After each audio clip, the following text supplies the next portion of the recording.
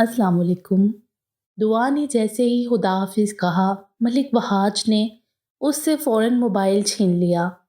वो बेबसी से चिल्लाई, ये आप लोगों ने ठीक नहीं किया। मेरी माँ क्या सोच रही होगी मेरे बारे में? ये हमारा मसला नहीं है। मलिक वहाज ने गोया नाक से मक्खी उड़ाई। दुआ ने ज़ख्मी नज़रों से जलाल अकबर को देखा था, गोया नज़रों ही नज़रों में मलामत कर रही हो। और जलाल अकबर तो वैसे ही उलझन में था, समझ नहीं आ रहा था कि वो लड़की सच कह रही है या इसकी छठी हिस्स जो इसे मसलसल खबरदार कर रही थी। चलो जलाल, इस लड़की का फैसला बाद में करेंगे, अभी हमें और बहुत से काम करने हैं। मलिक वहाज ने कहा तो जलाल अकबर सर हिलाते हुए बोला, हाँ ठीक है चलो। उनको दरवाजे की जानिब बढ़ता देखकर दुआ वहशत से चिल्लाई थी, मलिक वहाज, तुमने मुझे घर से भागी हुई लड़की साबित किया है ना? अल्लाह करे सच में तुम्हारी बेटी घर से भाग जाए। वो एकदम जाते जाते पलटा और गुस्से से दुआ की जानिब बढ़ा। एक दफ़ा फिर ज़राटेदार थप्पड़ इसके चेहरे पे रसीद किया। दुआ एक दफ़ा फिर लुढ़खड़ा के गिरी थी। मलिक वहाज ने इसके पास नीचे बैठकर इसकी ठोड़ी दबोचते हुए सर्द लहजे में कहा, ये थप्पड़ इसलिए नहीं मारा कि मुझे तुम्हारी बात से कोई दचका लगा है, क्योंकि मेरी कोई बेटी ही नहीं है, बल्कि ये थप्पड़ इसलिए मारा है कि आइंदा मेरे आगे ज़ुबान बंद रख और नज़रें नीचे रखना। समझ आई तुम्हें? तकलीफ की शिद्दत से उसकी आंखों से आंसू निकल आए। वहाज, तुम बाहर जाओ, मैं इसे समझाता हूँ। जलाल के समझाने पर मलिक वहाज झटके से इसे धक्का देते हुए इसके पास से उठ के बाहर चला गया। देखो लड़की, अभी तक तुम्हारे सच झूठ का पता नहीं चला, इसलिए सुकून से मुंह बंद करके रहो यहाँ, इसी में बेहतरी है तुम्हारी जान की भी और आन की भी। वो सर्द लहजे में कहता दरवाजे की जाने बढ़ा, मगर दुआ के जुमले पे इसके कदम साकित हो गए। मुझे लगता है मलिक वहाज आपको धोखा दे रहा है, इससे बच के रहिएगा। जलाल ने इसकी बात अनसुनी कर दी और दरवाज़ा ज़ोर से बंद करके वो बाहर चला आया। बशीर, वो सिम तोड़ देना जिससे इस लड़की ने अपनी माँ को कॉल की थी, और अभी जाके इसके हाथ बांध के मुंह पे टेप लगा कर आओ और इस लड़की पे खास नज़र रखना। बशीर को हदायत देते वो बातें करते हुए बाहर निकल आए। वहाज, तुम्हारा क्या ख्याल है? वो लड़की सच कह रही है कि झूठ? जलाल अकबर के पूछने पर मलिक वहाज गहरी सांस लेकर बोला, सच कहूँ तो यार, मुझे इस लड़की की समझ नहीं आई। बेअक वक्त मासूम भी लग रही थी और चालाक भी। जिस मासूमियत से वो बात कर रही थी और जिस तरह हमारे धमकाने में आकर इसने सब बताया, इससे यही जाहिर होता है कि वो बहुत जल्द दूसरों की बातों में आ जाती है। किस तरह इसने वही कहा अपनी माँ से जो हमने कहा था। इसे कहने को मतलब वो एक जज्बाती और बेवकूफ़ सी लड़की लगी है मुझे। मगर इसने उलझन से बात अधूरी छोड़ी। मगर क्या वहाज? यही मगर तो जलाल अकबर को भी खाई जा रही थी। वो अब चलते चलते गाड़ी तक आ चुके थे। वहाज ने ड्राइविंग सीट संभाली और जलाल इसके साथ वाली सीट पर बैठ गया। इसने गाड़ी स्टार्ट की और बात को जारी रखते हुए कहने लगा, मगर ये कि जलाल, कुछ उलझन भी हो रही है। जैसे वो लड़की वैसी नहीं जैसी दिखती है, मगर दिखती तो वो मासूम है। फिर क्या है जो समझ नहीं आ रहा? जलाल ने डैशबोर्ड खोल के वहाँ पड़ी एक बोतल में मौजूद हराम मशरूब को हलक से उतारा, फिर बोतल वहाज की जानिब बढ़ा दी, जिसने ड्राइविंग के पेश नज़र 2 घूंट भर के इसे बोतल वापस थमा दी। दुआ ने सही मायनों में इन समझदार और चालाक मर्दों को घनचक्कर बना के रख दिया था। डीएसपी साहब के ऑफिस में इस वक्त इनके साथ एसएसपी और एआईजी ऑफ इंटेलिजेंस ब्यूरो मौजूद थे और मीटिंग जारी थी। मौजू बहुत हसास था। 2 दिन बाद मज़ार पर होने वाले हमले के हवाले से बहस चल रही थी। आपका क्या ख्याल है, महीन इस मिशन को मुकम्मल कर पाएगी? डीएसपी साहब, वो लड़की है, कहीं हमने गलती तो नहीं की उसे सिलेक्ट करके? क्योंकि मिशन बहुत हसास है, हमारे पास गलती की कोई गुंजाइश नहीं। आईजी ने माहीन के बॉस को देखते हुए बराह रास्त सवाल किया तो वो मुस्कुराते हुए बताने लगे, सर आप बिल्कुल फ़िक्र ना करें, महीन को मिशन देकर हमने कोई गलती नहीं की और अब तक जितनी भी मालूमात मलिक वहाज, पीर जलाल और हमले के मुतल्लिक मिली हैं, वो माहीन और उसकी टीम की वजह से ही मुमकिन हुआ है। एक दफ़ा बस ये मज़ार वाले हमले से نبٹ لیں تو ان کے باس کو بھی پکڑ لیں گے انشاءاللہ۔ ایس ایس پی صاحب نے سر ہلاتے ہوئے ان کی تائید کی۔ اے آئی جی صاحب نے میز پر مزار کا نقشہ پھیلایا اور ایک پوائنٹ پر سمجھاتے ہوئے بتایا، یہ مرکزی گیٹ ہے، اس پہ آرمی کے 2 اہلکار سادہ لباس میں ہوں گے، پھر آئے کا برآمدہ یعنی مزار کا احاطہ، یہاں بھی آرمی کے جوان چاروں طرف مریدوں کے روپ میں ہوں گے۔ وہ ذرا سانس لینے کو تھمے، پھر ایک اور پوائنٹ پر انگلی رکھتے ہوئے بولے، پھر آگے آئے کا اس پیر کا مزار یعنی قبر والا کمرہ، وہاں زیادہ چانس ہو سکتا ہے حملے کا، کیونکہ وہ کمرہ کافی بڑا ہے، تقریباً 150 کے لگ بھگ لوگ ایک وقت میں وہاں پر موجود ہو سکتے ہیں، اسی لیے اس کمرے میں بھی ہمارے جوان سادہ کپڑوں میں موجود ہوں گے۔ اس کے بعد باری آتی ہے پچھلے دروازے کی۔ قوی امکان ہے کہ خودکش حملہ آور اسی دروازے سے آئیں گے، اسی لیے اس دروازے پہ بظاہر کوئی نگرانی نہیں ہوگی، مگر کل وہاں خفیہ نگرانی کی جائے گی، اور کل ایجنٹ عمر کو نہایت احتیاط سے پورے مزار پر حساس خفیہ کیمرے لگانے ہوں گے تاکہ ان کی ہر مومنٹ پر نظر رکھی جائے، اور باقی کا کام ایجنٹ ماہین کے ذمہ ہوگا۔ اوکے سر، سب کچھ پلان کے مطابق ہوگا۔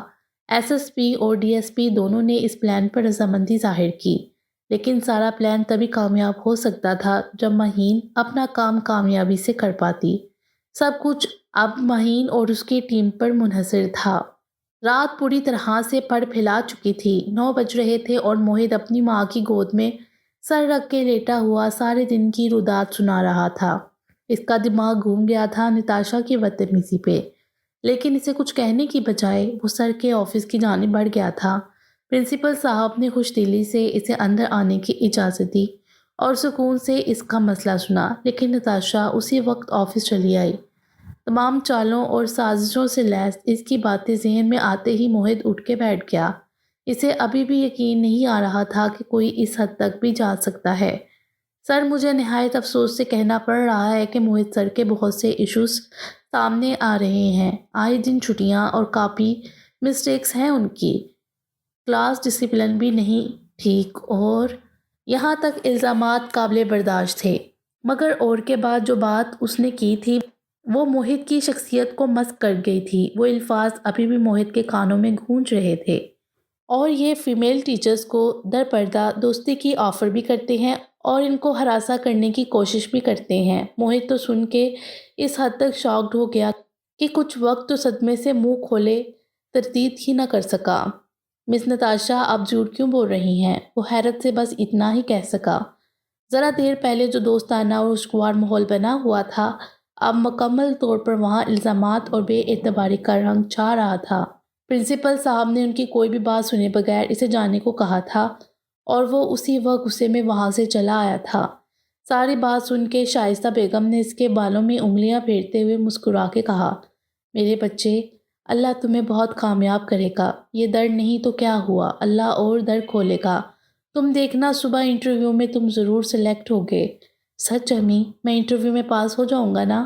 موہت نے آس سے پوچھا تھا۔ انشاءاللہ میرے بچے، اور ابھی سو جاؤ، صبح جلدی اٹھنا ہے تم نے۔ میں بھی اپنے کمرے میں جا رہی ہوں، تمہارے ابو آنے والے ہیں بس۔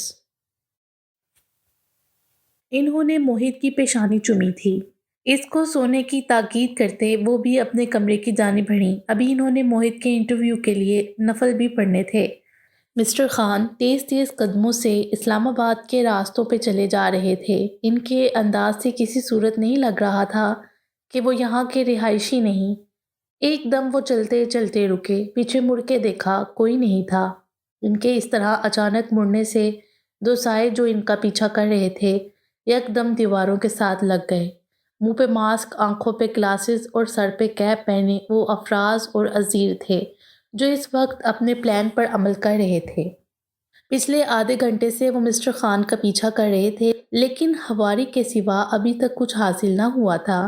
مسٹر خان چلتے چلتے اب ایک گلی میں مڑ چکے تھے، مناسب فاصلہ رکھتے ہوئے وہ دونوں بھی پیچھے تھے۔ تقریباً آدھے گھنٹے سے وہ ایک گھر کے اندر تھے اور وہ دونوں باہر کھڑے انتظار کر رہے تھے۔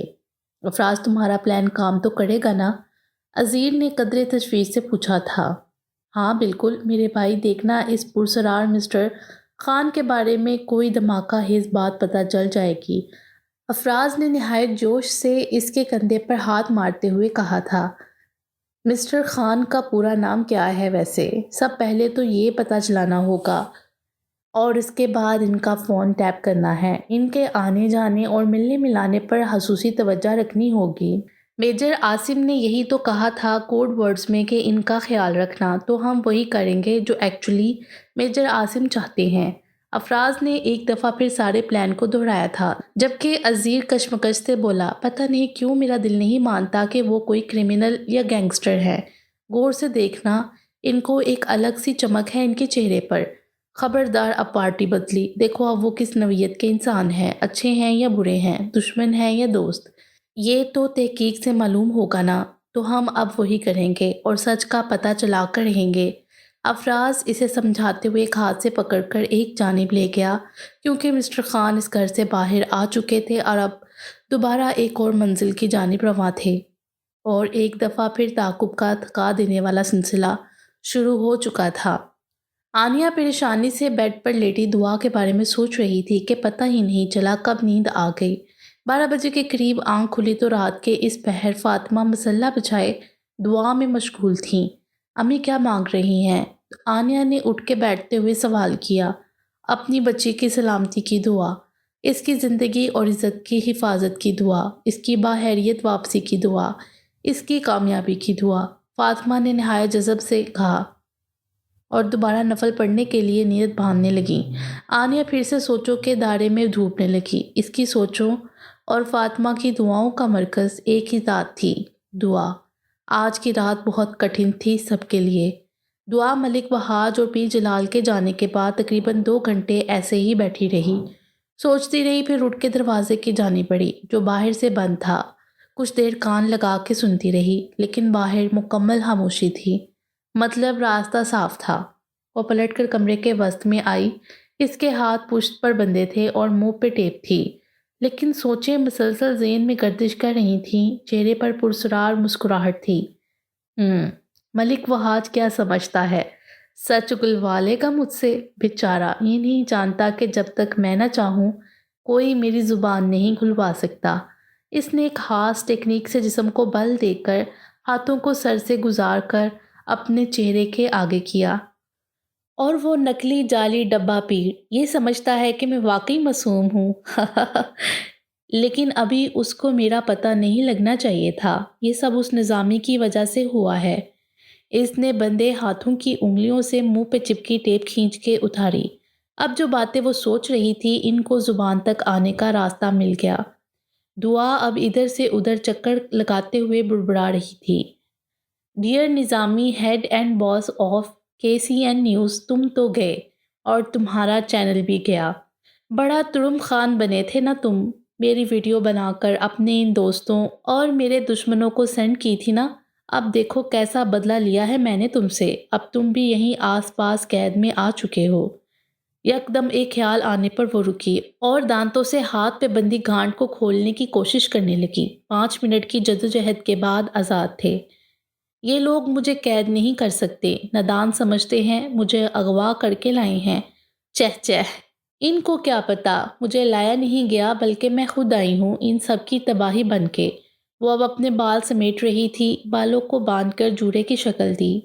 ملک وحاج اور جلال، جتنے عیش کرنے تھے وہ تم لوگوں نے کر لیے، اب حساب کی باری ہے۔ بال باندھ کر دوپٹے کو رول کر کے گلے میں مفرل کی طرح ڈالا۔ اپنے خشک ہوئے ہون پر ہاتھ پھیرتے وہ بڑبڑانے لگی، یہ تھپڑ تو کچھ نہیں، یہ تھوڑا سا ہون میرے عزم کو کمزور نہیں کر سکتا۔ اگر میرے مقصد کی راہ میں مجھے اپنے خون کا ایک ایک قطرہ بھی بہانا پڑا تو دریغ نہیں کروں گی میں۔ یہ قید، یہ ظلم تو واقعی معمولی ہے، میں اس سے زیادہ مشکلیں برداشت کر سکتی ہوں۔ وہ دروازے کی جانب بڑھی، بالوں سے ہیئر پن نکالی اور دروازے کے لاک میں گھمائی۔ کچھ سیکنڈ میں دروازہ کھل گیا، مگر یہ کیا؟ جیسے ہی وہ دروازہ کھول کے باہر نکلی، سامنے کوئی کھڑا تھا، بالکل سامنے۔ چہرے پہ نقاب پہنے وہ شخص دروازے کے سامنے بڑے سکون سے کھڑا تھا، جیسے وہ اسی انتظار میں تھا کہ جیسے ہی دروازہ کھلے تو وہ اندر جائے۔ دعا حیرانی سے اس کو دیکھنے لگی، وہ آگے بڑھنے لگا اور دعا پیچھے ہٹنے لگی، آنکھوں میں حیرانی اور خوف لیے۔ کون ہو تم؟ وہ ہکلاتے ہوئے بولی تو مقابل کہکا لگا کے ہنس پڑا۔ اتنی معصوم تو نہیں ہے آپ مس دعا فاطمہ ملک۔ وہ بولتے بولتے رکا، پھر تو سیکھی۔ او سوری، مجھے کہنا چاہیے مس ماہین، یا پھر مجھے آپ کو کچھ اور کہنا چاہیے، جیسے کہ مس دعا فاطمہ ماہین عرف ایجنٹ ماہین، ہے نا؟ توبہ کتنے روپ ہیں آپ کے میڈم۔ دعا فاطمہ ماہین نے یکدم ارد گرد دیکھا، جیسے ڈر رہی ہو کوئی اور یہ راز نہ جان لے کہ وہ دعا ملک ہی ایجنٹ ماہین ہے۔ تم ہو کون اور میرے بارے میں کیسے جانتے ہو یہ سب؟ اس نے الجھن سے اس نقاب پوش کو دیکھتے ہوئے سوال کیا۔ وہ جواباً زور سے ہنسا۔ نقاب سے صرف اس کی آنکھیں نظر آ رہی تھیں۔ ہاں، یہ سوال واقعی اہم ہے، کون ہوں میں اور اتنا سب کچھ کیسے جانتا ہوں؟ سوچے کون ہوں میں؟ ماہین میڈم تو بہت انٹیلیجنٹ ہے نا، پھر سوچ کے بتائیں مجھے، یا پھر میں سب کو آپ کی اصلیت بتا دوں؟ مزے سے بولتا، آخر میں وہ سنگین لہجے میں دھمکی دے کر بولتا، دعا کو سوچنے پہ مجبور کر گیا کہ وہ کون ہے، دوست یا دشمن؟ اور اگر دوست یا دشمن ہے تو کس کا، دعا کا یا ماہین کا؟ دعا کچھ دیر اس نقاب پوش کو گھورتی رہی، جو اپنے سوال کے جواب کا منتظر تھا۔ میڈم ماہین، آپ بتائیں گی یا میں ابھی کے ابھی ملک وہاج کو فون کر کے آپ کی اصلیت بتاؤں؟ اب کی بار وہ گرا کے بولا۔ دعا اس کو دیکھ کر مسکرائی، پلٹ کر دروازہ بند کیا۔ آہستہ آہستہ قدم بڑھاتی وہ اس کی جانب بڑھی، پھر یکدم اس کے ٹانگوں پر کک لگائی۔ وہ نیچے گرا تو ایک لمحے کی دیر کیے بغیر اپنی پنڈلی سے بندھا چاقو نکال کر اس کی گردن پر رکھ دیا۔ سرد لہجے میں چاقو کی نوک کو دباتے وہ مسکرائی، ہاں تو مسٹر ہادی، اپنا نقاب آپ خود اتاریں گے یا یہ زحمت بھی میں ہی کروں؟ ہادی نے جھنجھلا کے نقاب اتار دیا، منہ پھیلا کر بولا، مطلب ابھی بھی میں آپ سے اچھی ایکٹنگ نہیں کر سکتا؟ اتنی اچھی ایکٹنگ تو کی تھی میں نے، پھر بھی پکڑا گیا۔ پھر دیوار کے ساتھ ٹیک لگا کر بیٹھ گیا۔ اپنی ایکٹنگ فیل ہونے پر وہ کافی رنجیدہ لگ رہا تھا۔ وہ بھی اسے کچھ فاصلے پر ٹیک لگا کر بیٹھی اور تفخر سے بولی، ہاں بالکل، تم مجھ سے زیادہ اچھے ایکٹر نہیں ہو، میں ہر معاملے میں تم سے سینئر ہوں۔ اب ایسی کوئی بات نہیں، پچھلے 2 ماہ سے میں ملک وہاج کا گارڈ ایویں تو نہیں بنا ہوا، سارا میری ایکٹنگ کا ہی کمال ہے۔ ہادی کو اس کی تعریف ہضم نہ ہوئی تو جٹ اپنے کارنامے کو سراہا، پھر کچھ توقف سے بولا، ویسے ماہین میڈم، آپ سچ میں معصوم ہیں یا صرف نظر آتی ہیں؟ دعا نے گھور کر دیکھا تو مدافعانہ لہجے میں بکھلا کر کہنے لگا، آئی مین سوری، میرا مطلب ہے دیکھیں نا کیسے ملک وہاج اور وہ نقلی پیر جلال اکبر آپ پر یقین کر بیٹھے ہیں۔ دعا ہنستی، یہ بات تو ہے، وہ سچ میں میری معصومیت کو لے کر بہت کنفیوزڈ ہے۔ پھر یکدم کسی خیال سے وہ چونکی، سنو اپنا موبائل دو، میں امی کو خیریت کی اطلاع کر دوں، کہیں سچ میں وہ مجھے بھاگی ہوئی نہ سمجھ لیں۔ ہادی نے موبائل دیتے ہوئے سوالیہ نظروں سے دیکھا، جیسے یہ بھاگنے والی بات سمجھ نہ آئی ہو۔ دعا نمبر ملاتے ہوئے بتانے لگی کہ کیسے ملک وہاج نے اس کے گھر فون کروایا تھا اور وہ سب کہنے کو کہا تھا۔ پہلی بیل پہ ہی کال اٹھا لی گئی تھی۔ السلام علیکم امی، میں دعا بات کر رہی ہوں۔ جی جی امی، میں بالکل خیریت سے ہوں، نہیں اکیلی نہیں ہوں، یہ ہادی ساتھ ہی ہے میرے، آپ دعا کیجئے گا اللہ مجھے میرے مشن میں کامیاب کرے۔ جی میں نے پہنی ہوئی ہے رنگ، اوکے اللہ حافظ۔ دعا نے انگلی میں پڑی انگوٹھی کو گھماتے ہوئے فون بند کر دیا۔ ہادی کو انگوٹھی والی بات سمجھ نہیں آئی، مگر ابھی سے پوچھنا مناسب نہ لگا تو خاموش رہا۔ فون اس کو پکڑاتے ہوئے وہ اس کی طرف گھوم کے بولی، تم بتاؤ تمہیں سکون نہیں تھا جو تم آ گئے میرے پیچھے پیچھے؟ جواباً وہ مزے سے فخریہ لہجے میں بولا، آپ کو پتہ ہے میں پچھلے 30 منٹ سے دروازے کے باہر کھڑا انتظار کر رہا تھا کہ کب آپ دروازہ کھول کر باہر نکلیں گی۔ مجھے پتہ تھا آپ سے صبر نہیں ہوگا، بہت بےتاب ہوں گی آپ راؤنڈ لگانے کو۔ ہاں ایسا ہی ہے، چلو باہر چلے، مجھے یقین ہے تم نے راستہ صاف کر دیا ہوگا۔ دعا اٹھ کے دروازے کی جانب بڑھتے ہوئے بشاشت سے بھولتی ہوئی اب ماہین کے روپ میں آ چکی تھی، ایسا ہی ہے، میدان صاف ہے، میں آپ سے کم ہوں کیا؟ وہ بھی ماہین کے ساتھ باہر کو بڑھتا ایک دفعہ پھر جتاتے ہوئے بولا۔ دروازے سے باہر نکلے تو سامنے والے کمرے کے دروازے کے آگے 2 گن مین بے ہوش پڑے تھے۔ ہادی ساتھ ساتھ چلتے ہوئے سامنے موجود 5 کمروں کے بارے میں بریف کرنے لگا۔ ماہین میڈم، یہ گودام دراصل ملک وحاج کا خفیہ اڈا ہے۔ ان 5 کمروں میں سے 2 میں اسلحہ ہے، تیسرے کمرے میں ابھی کچھ دیر پہلے نظامی کو لا کے رکھا گیا ہے، چوتھے کمرے میں وہ بشیر اپنے ساتھی کے ساتھ سو رہا ہے، جبکہ ایک کمرہ فی الحال خالی ہے۔ گڈ، اور کیا معلوم ہوا ہے؟ ماہین نے توصیفی نظروں سے ہادی کو دیکھا تو وہ خوش ہو گیا۔ ایسے لگا جیسے ساری محنت وصول ہو گئی ہو۔ پیچھے کی طرف اشارہ کرتے ہوئے بتانے لگا، جس کمرے میں آپ تھیں اس کے ساتھ والے کمرے کا لاک بہت مضبوط ہے، وہ ماسٹر کی سے نہیں کھلا، میرا خیال ہے وہاں بہت اہم راز چھپا ہوا ہے۔ اب وہ چلتے چلتے تہہ خانے سے باہر نکل آئے تھے۔ اوپر والا ہال واقعی کسی گودام کی ہی شکل پیش کر رہا تھا، ایسے لگتا تھا کسی فیکٹری کا مال یہاں رکھا جاتا ہے، جگہ جگہ سامان بکھرا پڑا تھا۔ تہہ خانے کا راستہ بھی کوئی ڈھونڈتا تو آسانی سے نہ ملتا۔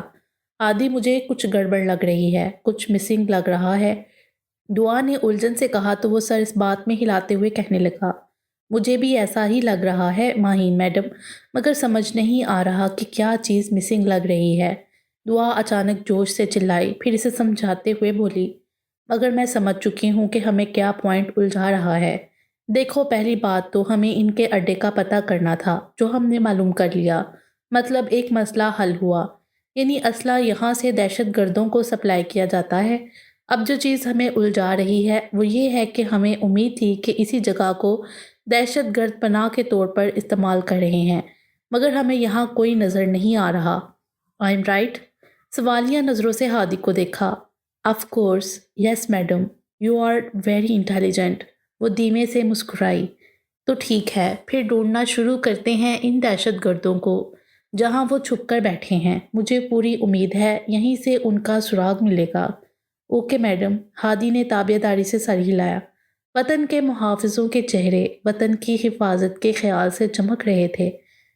میرے وطن، میرے بس میں ہو تو تیری حفاظت کروں میں ایسے، یہ ایک جان کیا، 1000 ہوں تو 1000 تجھ پر نثار کر دوں۔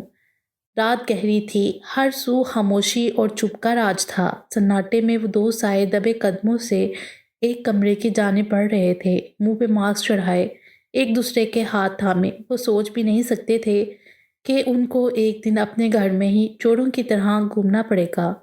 مطلوبہ دروازے پر پہنچ کر آہستہ سے لاک گھمایا، حسب توقع دروازہ بند تھا۔ عزیر نے افراز کو اشارہ کیا۔ اس نے سر ہلا کے جیب سے ایک باریک تار نکالی، اسے دروازے کے لاک میں گھمایا اور آہستگی سے دروازہ کھول کے وہ دونوں اندر داخل ہو گئے۔ سامنے ہی مسٹر خان بیڈ پر لیٹے خواب خرگوش کے مزے لے رہے تھے۔ یہ اٹھیں گے تو نہیں نا؟ افراز نے دھیرے سے خدشہ ظاہر کیا۔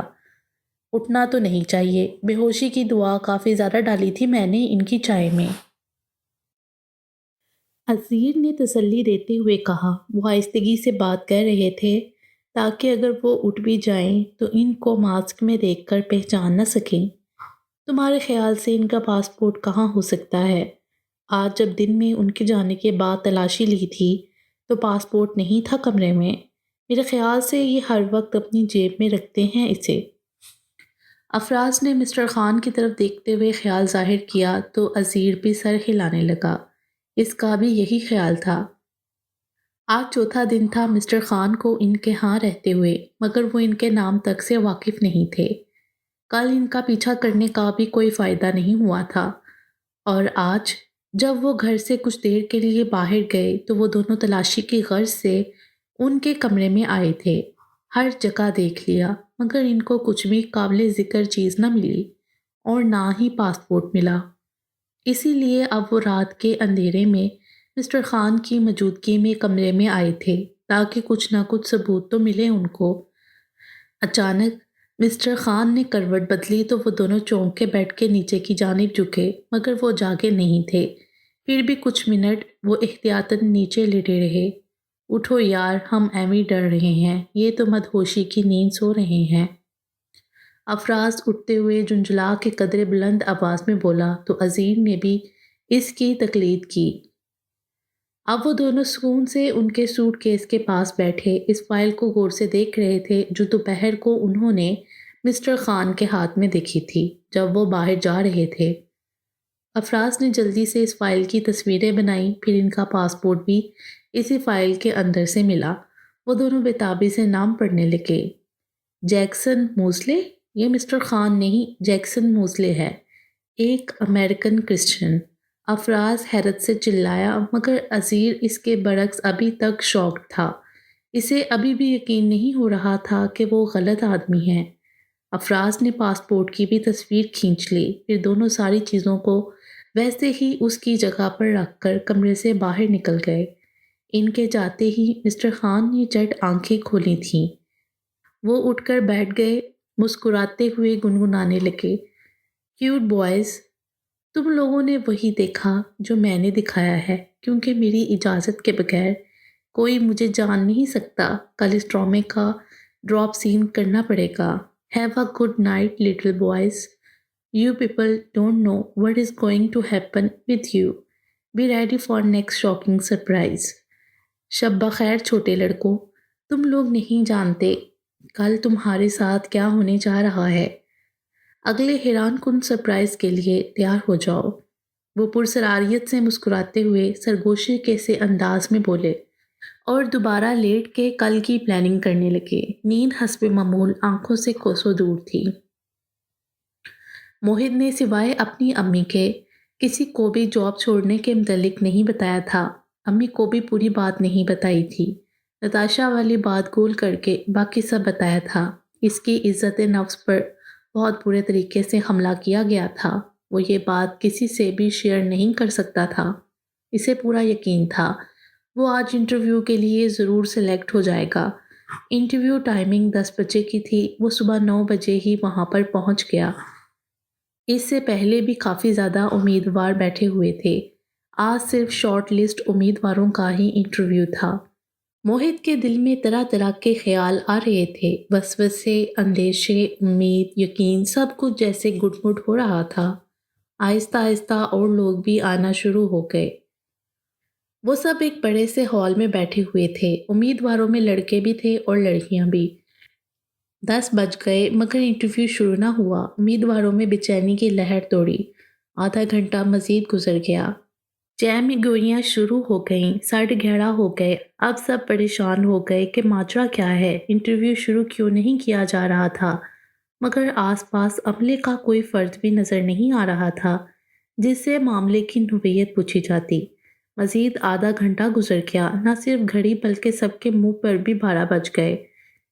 کچھ امیدوار تو ہائپر ہو کر اب اونچی آواز سے شروع ہو چکے تھے، ہمیں کیوں بٹھایا ہوا ہے اس طرح، انٹرویو شروع بھی نہیں کیا جا رہا، اور کوئی آ کے بتا بھی نہیں رہا کہ کیا ہو رہا ہے، جبکہ موہت اور بہت سارے امیدوار خاموشی سے بیٹھے تھے۔ موہت نے باغور پورے ہال کو دیکھا تھا۔ وہاں 2 جگہ اسے بہت چھوٹے چھوٹے کیمرے دکھائی دیے تھے۔ وہ سمجھ گیا کہ انہیں واچ کیا جا رہا ہے، اسی لیے وہ بس خاموشی سے بیٹھا حالات کا جائزہ لے رہا تھا۔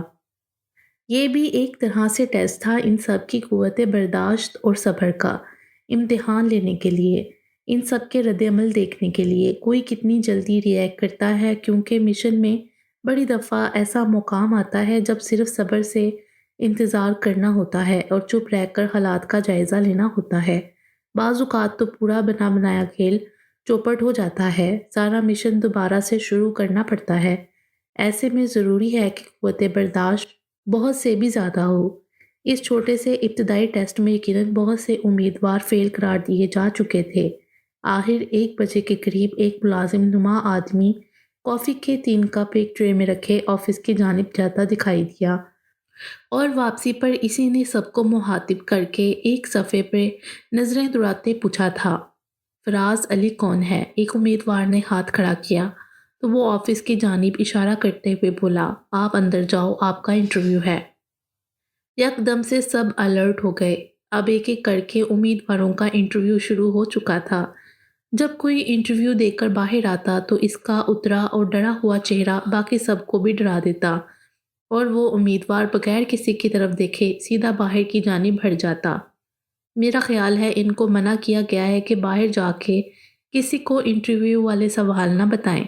موہت کے ساتھ بیٹھی ایک لڑکی نے اپنا خیال ظاہر کیا تو وہ جواباً سر ہلا کے رہ گیا۔ سچ تو یہ تھا وہ ڈرا ہوا تھا، بظاہر پراعتماد، مگر اندر سے اس کا دل سوکھے پتے کی مانند لرز رہا تھا۔ یوں لگ رہا تھا جیسے کچھ برا ہونے والا ہو۔ وہ انہی سوچوں میں گم تھا جب اس کا نام بولا گیا۔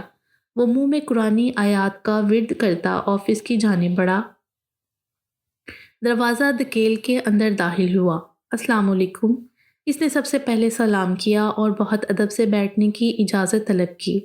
کیا میں بیٹھ سکتا ہوں سر؟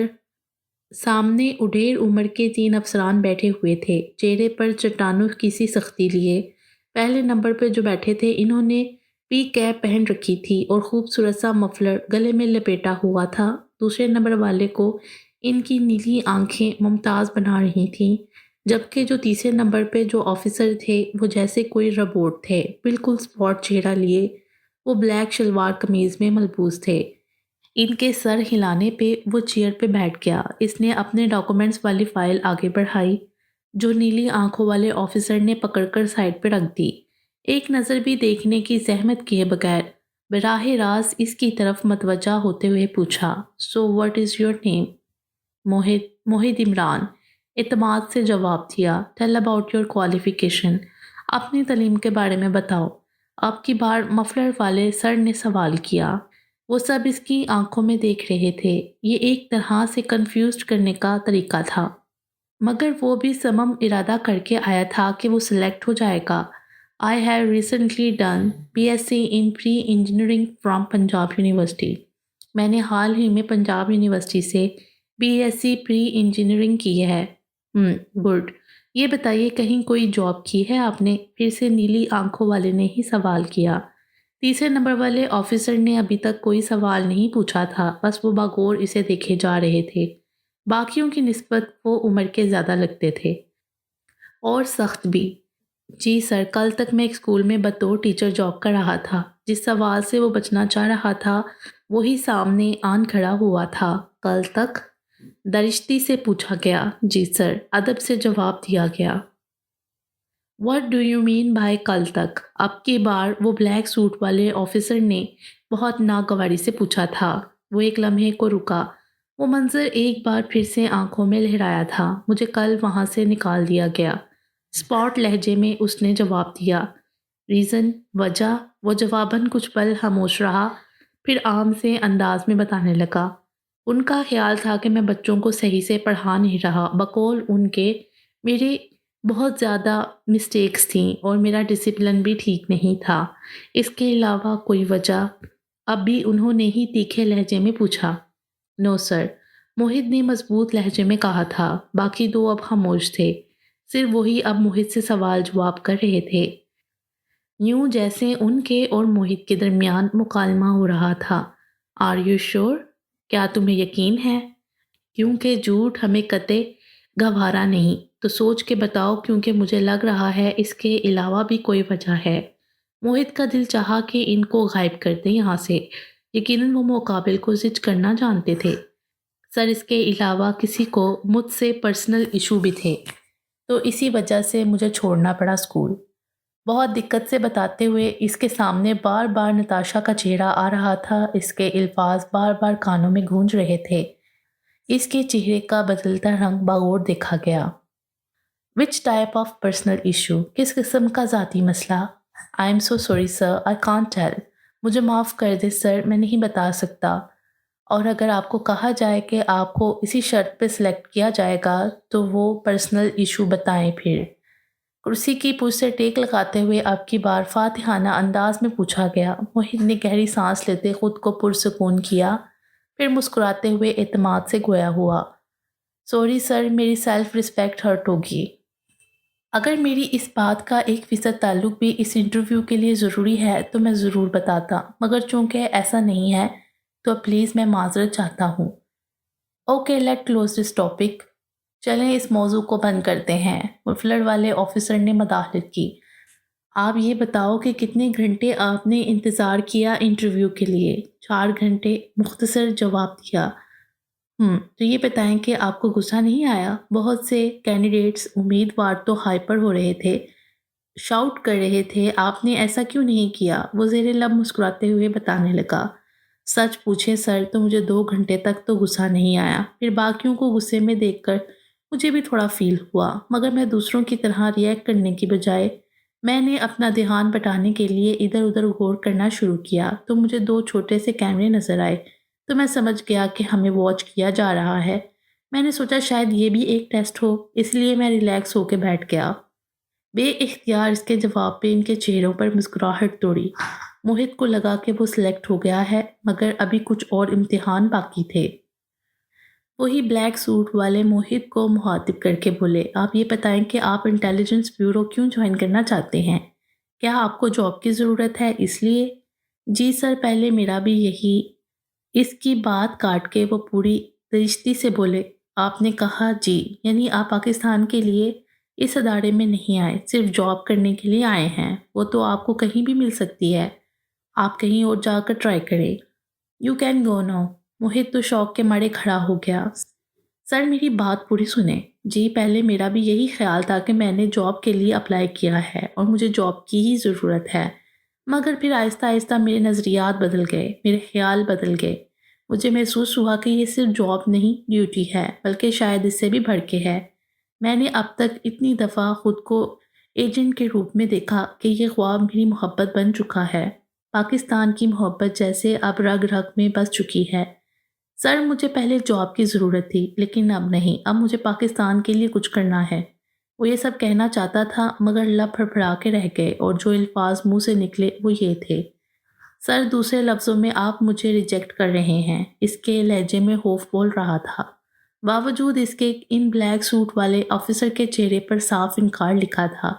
اس نے ڈرتے ڈرتے سوال کیا۔ اس کا رواں رواں دعا کر رہا تھا کہ کاش وہ اسے ریجیکٹ نہ کریں۔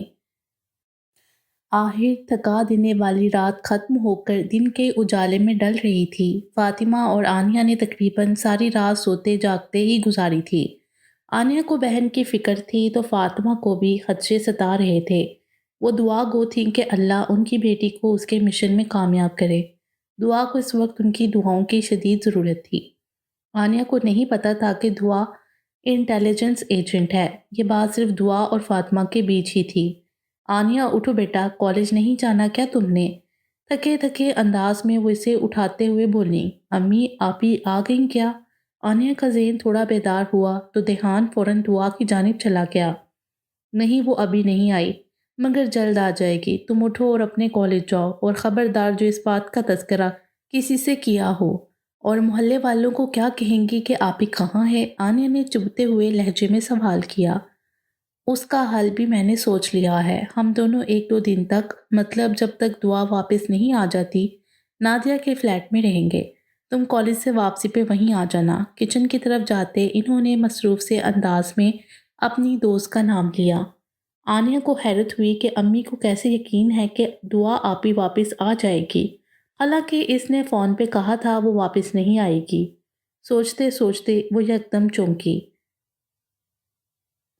باقی انشاءاللہ اگلی ویڈیو میں۔